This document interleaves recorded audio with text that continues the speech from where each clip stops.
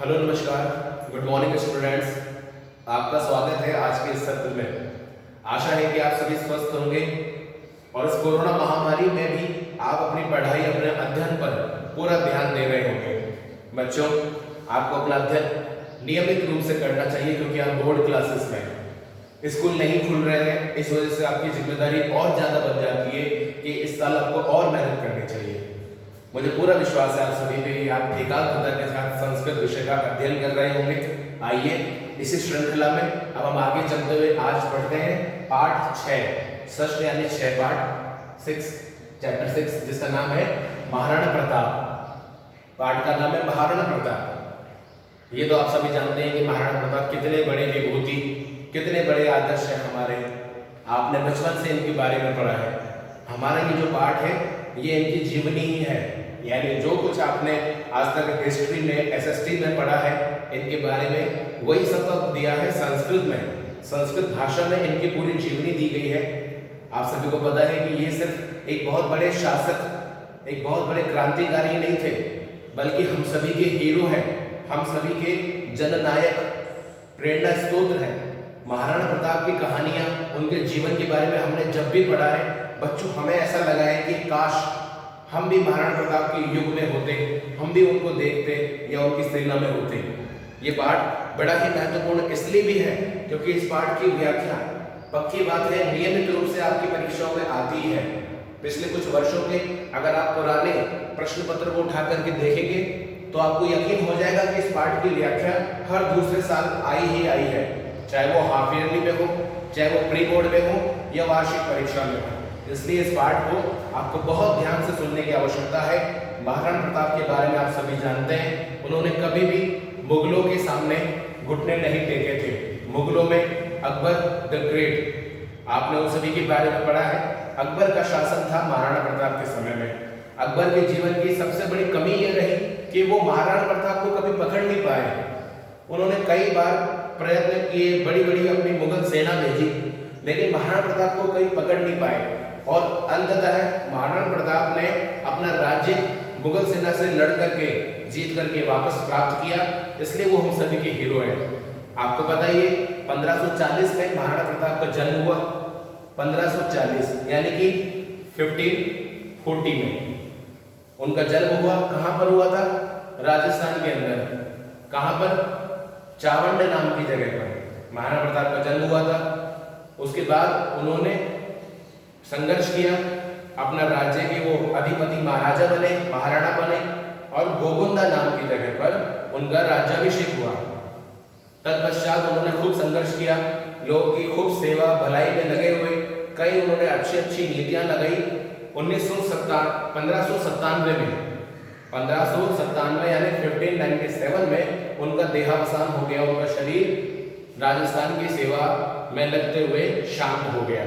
बहुत अच्छी कहानी है, बड़ी प्रेरणादायक है, उनकी जीवनी है। आइए संस्कृत भाषा में लिखी है, बाकी बातें आप सभी को पता ही है। उनके विषय में हम ज्यादा चर्चा पाठ के दौरान ही करेंगे। आइए अब पाठ को शुरू करते हैं। तो आइए स्टूडेंट्स, अब हम शुरू करते हैं पाठ 6। जैसा कि आप सभी को अपने स्क्रीन पर दिखाई दे रहा है, ये है पाठ का परिचय। हम पहले पाठ का परिचय पढ़ते हैं। इसको पढ़ने से हम सभी को ये पता लगेगा कि महाराणा प्रताप का ये जो पाठ है ये किस बारे में है, इसकी भूमिका क्या है, किस बात का इसमें वर्णन है, ये सभी आपको इस पाठ के परिचय से पता लगेगा।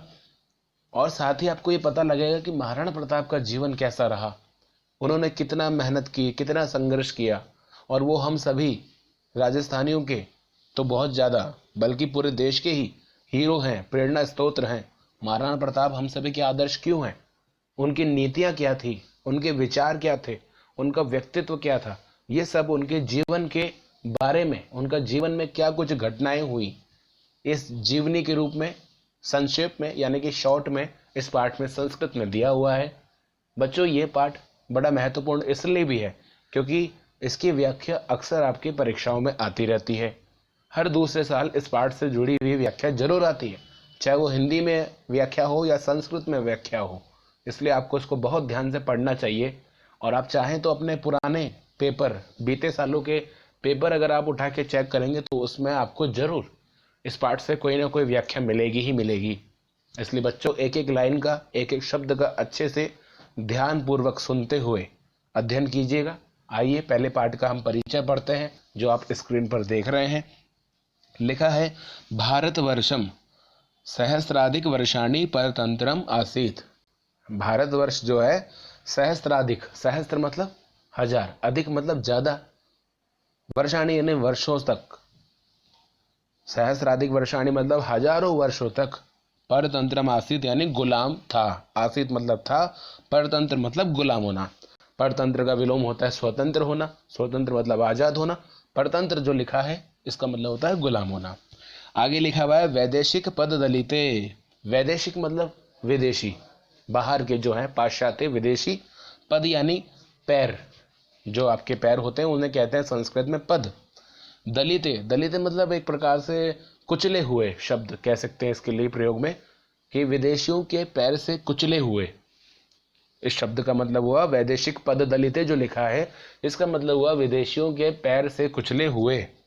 दास्य दूषिते, दास्य मतलब गुलामी, जो हम गुलाम थे गुलामी, और दूषिते मतलब जो उससे दूषित हुआ हो, जो उससे ग्रस्त हुआ हो, है था ना, जो उससे मतलब एक प्रकार से जो पॉजिटिव हो। जैसे आजकल पॉजिटिव है ना, कोरोना पॉजिटिव चल रहे हैं, कुछ बेचारे लोग बीमार पड़ रहे हैं, कोरोना पॉजिटिव हो जाते हैं तो वो कोरोना से ग्रस्त हो जाते हैं, दूषित हो जाते हैं। उसी प्रकार दास्य दूषित है मतलब गुलामी से ग्रस्त कह सकते हैं।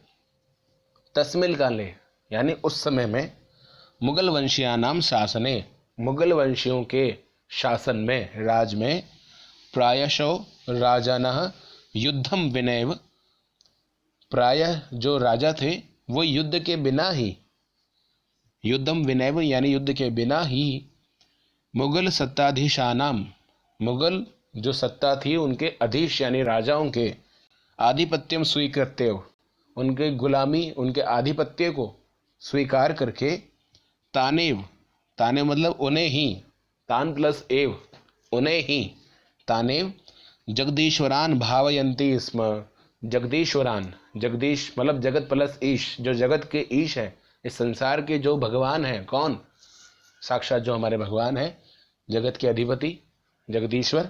भावयंती यानी मानने लगे, इसमें यानी थे, मानने लगे थे, इसमें मतलब थे। इस पूरी लाइन का मतलब ये हुआ, ऊपर से ध्यान दीजिएगा एकदम शुरू से, पहली लाइन से लेके अब तीसरी लाइन में जो लिखा है भावयंती, इसमें हम इसको लाइन से इसका अर्थ आपको बता रहे हैं। लिखा है विदेशी पैरों से कुचले हुए और गुलामी से दूषित उस काल में, उस समय में, मुगल वंश के राजाओं के शासन में, प्रायः यानी संभवतया, राजा बिना युद्ध के ही मुगल शासकों की गुलामी को स्वीकार करके उन्हें ही ईश्वर के रूप में मानते थे। ऐसा होता था उस समय, यानी जब मुगलों का राज था उस दौर में, तब यहाँ भारत के जो राजा थे जिनके पास उतनी शक्ति नहीं थी, उतनी सेना नहीं थी, सामर्थ्य नहीं था कि वो मुगलों का मुकाबला कर सकें, तो उन्हें ही बिना युद्ध के अपना ईश्वर मान लेते थे और उनके गुलामी में, उनके राज में रहते थे। इसमें आगे लिखा हुआ है तेषाम सेवायाम, उनकी सेवा करके, तेषाम सेवायाम यानी उनकी सेवा में, बुद्धि बद्ध परिकरः, बद्ध मतलब बांध के, जोड़ के, परिकर मतलब हाथों को, उनकी सेवा में बद्ध परिकरः मतलब हाथों को जोड़ के, संतः स्वदेश रक्षा व्रत विमुखताम, यानी अपने देश की रक्षा से, जो उनका व्रत था कि अपने देश की रक्षा करना है, इससे, इसके व्रत से, इसके संकल्प से वो विमुख हो जाते थे, यानी कि विपरीत होकर के, भजनते स्म, उनको ही भजते थे, उनको ही सेवा करते थे, भजते थे। पूरी लाइन का मतलब हो गया कि उनकी सेवा में हाथ जोड़कर, संत मतलब स्थित रहते हुए, जो संत है, संत का मतलब हुआ स्थित रहते हुए, अपने देश की रक्षा करने के व्रत से वो विमुख हो जाते थे।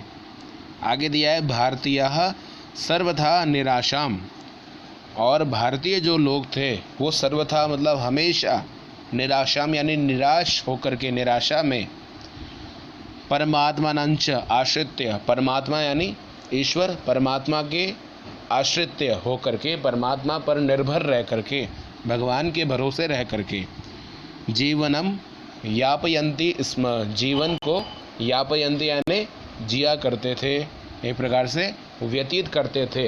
यापयंती यानी व्यतीत करना या बिताना, बिताते थे, इसमें मतलब थे। आगे लिखा हुआ है तस्मिन्नेव अंधकारमय कालखंडे, यानी उसी अंधकारमय कालखंड में, अंधकार था उस समय, बिल्कुल अंधेरा ही अंधेरा था, उजाली का, स्वतंत्रता का कोई उजाला नहीं था, कोई सूर्य नहीं था, कोई रोशनी नहीं थी, अंधकार था गुलामी का। तो बोला गया तस्मिन्नेव अंधकारमय कालखंडे, यानी उस समय का जो कालखंड यानी समय था, पीरियड था, जो कालखंड, उस समय के अंधकार वाले समय में स्वतंत्रताया दीप शिखा एव, यानी स्वतंत्रता की दीप शिखा के एव यानी जैसे, स्वतंत्रता की आज़ादी की एक दीपक की जैसे, एक रोशनी की तरह। आगे लिखा है आत्मगौरमस्य मूर्तिरिव, यानी आत्मगौरव की मूर्ति के समान, साक्षात आत्मगौरव, स्वाभिमान के समान। प्रतापस्य प्रतिमानम इव, यानी जिसमें शौर्य है, प्रतापस्य यानी शौर्य के, वीरता के, एक तरीके से प्रताप के प्रतिमान, इव प्रताप के, शौर्य के प्रतिमान की, इव यानी जैसे महाराणा प्रताप, महाराणा प्रताप मेवाड़ राज्य भ्राजते स्म, मेवाड़ राज्य में भ्राजते मतलब सुशोभित होते थे, विराजते थे। ठीक है, पूरी लाइन का मतलब हुआ, सेकंड लास्ट समझेंगे हम। लिखा हुआ है वहाँ से तस्मिन्नेव काले से, इस पूरी लाइन का अर्थ एक बार आपको बता दिया जाता है। उसी अंधकारमय कालखंड में स्वतंत्रता की दीप शिखा के समान, आत्मगौरव की मूर्ति के समान और प्रताप के, वीरता के प्रतिमान, वीरता के प्रतिमान की तरह महाराणा प्रताप मेवाड़ राज्य में सुशोभित होते थे। कब? उस समय की बात जब ऐसा होता था। आगे है सेकंड पैराग्राफ में है हम, लिखा है प्रताप भारतीय स्वतंत्रताए इतिहासे, यानी महाराणा प्रताप भारतीय स्वतंत्रता के इतिहास में स्वतंत्रताया अप्रतिम योद्धा रूपेण स्मर्यते। स्मर्यते मतलब क्या होता है? याद करना, याद किया जाना। कैसा? अप्रतिम यानी जिसके जैसा कोई दूसरा ना हो, प्रतिम मतलब उपमा देना, जिसके जैसा कोई दूसरा ना हो, अप्रतिम तो बिल्कुल ही मतलब कोई दूसरा ना हो। योद्धा रूपेण, योद्धा के रूप में, जिसके जैसा कोई दूसरा योद्धा ना हो, ऐसा उन्हें स्मर्यते यानी याद किया जाता है। पूरी लाइन का मतलब हुआ प्रताप को भारतीय इतिहास के, स्वतंत्रता के इतिहास में अद्वितीय योद्धा के रूप में स्मरण किया जाता है। आगे लिखा हुआ है स्वीय पंचविंश वर्षात्मके, यानी स्वीय मतलब अपने, स्वीय जो शब्द है, स्वीय का मतलब क्या होता है? संस्कृत का स्वीय का मतलब होता है अपने। ठीक है, अपने पंचविंश वर्षात्मके, पंचविंश यानी 25, पंचविंश मतलब 25 वर्षों के शासनकाले, शासनकाल में मुगलय सह, मुगलों के साथ अनेक बारम युद्धम कृतवान, अनेक बार युद्ध किया। किन्होंने? महाराणा प्रताप ने। क्या मतलब हुआ इसके? अपने 25 साल के शासन के दौरान मुगलों के साथ इन्होंने अनेक बार युद्ध किया। कितने साल राज किया इन्होंने? 25 साल तक। ये 25 साल तक महाराजा बन के रहे थे। महाराजा को महाराणा कहते हैं अपने मेवाड़ में, मारवाड़ में। तो ये 25 साल तक इन्होंने राज किया और इस दौरान कई बार मुगलों के साथ में युद्ध किया। आगे लिखा है जीवने नैका भी, जीवने यानी जीवन में, नैका भी, नैका भी मतलब अनेक बार, नैका भी का मतलब होता है अनेक बार। विपरीत परिस्थिति, विपरीत जब स्थिति हो, विपरीत मतलब जब आपके अपोजिट हो, जैसा आप चाहते हो वैसा ना हो, तो उसको बोलते हैं विपरीत। विपरीत परिस्थितियों में संतप्यमानो अपि, संतप्यमानो अपि मतलब होता है पीड़ित होते हुए, विपरीत परिस्थितियों से पीड़ित होते हुए भी, अपि भी लिखा है, अपि मतलब भी। कदापि पराजयम, कभी भी पराजय, हार को, दैन्यम वा न प्रदर्शितवान, कभी भी उन्होंने दीनता को प्रदर्शित नहीं किया। आगे लिखा है प्रस्तुतः पाठः प्रातःस्मरणीयस्य प्रतापस्य परिचयं ददाति। प्रस्तुत पाठ जो है वो प्रातः स्मरणीय यानी सुबह जिनका हम स्मरण करें इस योग्य है। वो सुबह जिनका स्मरण किया जाता है, किनका स्मरण किया जाता है? भगवान का, बहुत बड़े साधु संतों का, वीर महापुरुषों का। तो सुबह जिनको याद किया जाता है ऐसे प्रतापस्य परिचयम ददाति, प्रताप के परिचय देता है। कौन? प्रस्तुत पाठ। येन छात्राः तस्य जीवने प्रेरणां प्रापयुः, यानी जिससे छात्र उनके जीवन से प्रेरणा को प्राप्त कर सके। ठीक है, पूरी लाइन का मतलब हुआ प्रस्तुत पाठ प्रातः स्मरणीय प्रताप के जीवन का परिचय देता है जिससे छात्र उनके जीवन से प्रेरणा प्राप्त कर सके। अब आइए बच्चों हम ध्यान से इस पाठ को शुरू करें। ये पाठ शुरू हो रहा है। अभी तक जो था इस पाठ की परिचय था, इस पाठ की भूमिका थी। अब पाठ शुरू हो रहा है जिसका नाम है महाराणा प्रताप। आइए बहुत ध्यान से एकाग्रता के साथ इस पाठ को पढ़ें। सबसे ऊपर लिखा हुआ है उत्सर्ग परंपरायाः। उत्सर्ग परंपरा मतलब होता है त्याग की परंपरा में। उत्सम परंपराया मतलब त्याग की परंपरा। उद्भव भूमिम यानी उद्भव मतलब उत्पत्ति स्थान, जहाँ पर त्याग की परंपरा का जो उत्पत्ति पैदा होने वाला स्थान है। प्रतापस्य पुण्य भूमि, और महाराणा प्रताप के पुण्य भूमि। प्रतापस्य पुण्य भूमि यानी कि महाराणा प्रताप की पुण्य भूमि के बारे में है। मेवाड़म, मेवाड़ राज्यम को न जानाति। मेवाड़ राज्य को कौन नहीं जानता है? बताइए, मेवाड़ राज्य को कौन नहीं जानता होगा? सभी जानते हैं भाई, हम तो राजस्थान के हैं, इसलिए हमें तो पता होता ही है। और आप तो छोटे हैं बहुत, कक्षा 10 में हैं, तो आपने भी इतिहास में पढ़ा होगा और आप भी राजस्थान में मेवाड़ क्षेत्र से संबद्ध होंगे। आपके रिश्तेदार, परिवारजन या आप खुद भी हो सकता है मेवाड़ से जुड़े हुए हों। आपके हिस्ट्री में, SST सब्जेक्ट में मेवाड़ आता है, कहाँ पर है, कितना बड़ा है, कौन कौन सी जगह है ये। तो बोला गया है कि त्याग की परंपरा, जो त्याग बलिदान की परंपरा जो होती है उसकी उद्भव भूमि, जहाँ पर त्याग और बलिदान का पैदा किया जाता है, और महाराणा प्रताप की जो पुण्य भूमि है उस मेवाड़ राज्य को कौन नहीं जानता है। आगे लिखा हुआ है इदम राज्यम शूराणाम शौर्येण। यह राज्य जो है शूरवीरों के शौर्य, शूरवीरों के शौर्य से, शौर्येण मतलब एण मतलब होता है शौर्येण मतलब शौर्य से, यूनाम आत्महत्या, यूनाम मतलब युवा नाम, लोगों के, आत्महत्या यानी आत्म बलिदान से, आत्म बलिदान से, सतीनांच जौहर परंपरायाः, और सतियों की जौहर परंपरायाः, जौहर की परंपरा से। आपने देखा होगा कि पुराने ज़माने में पत्नियां जो होती थी, पतियों की मृत्यु के उपरांत खुद को अग्नि में त्याग देती थी। सती एक परंपरा चली बहुत लंबे समय तक। अब आजकल ऐसा नहीं है, कुछ लोग उसे रूढ़िवादी परंपरा भी कहते थे, इसलिए वो बहुत वर्षों पहले ही समाप्त हो गई है। तो बोला गया सतीनांच जौहर परंपराया, और सतियों का जो जौहर परंपरा जो है कि विश्वस्मिन् जगति महती प्रसिद्धिम अलभत, यानी कि संपूर्ण विश्व में, संसार में महान प्रसिद्धि को प्राप्त किया है। पूरी लाइन का वापस से अर्थ बता देते हैं, ऊपर से लेके दूसरी लाइन तक अर्थ बता देते हैं। एकदम लिखा है इस राज्य ने वीरों की वीरता से, युवकों के बलिदान से और सतियों के जौहर परंपरा से संपूर्ण संसार में महान प्रसिद्धि को प्राप्त किया है।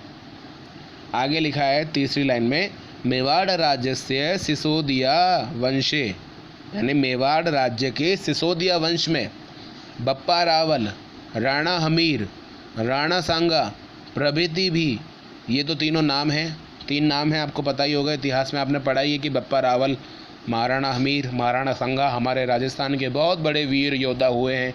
तो ये कहाँ हुए हैं? राजस्थान के सिसोदिया राजवंश में।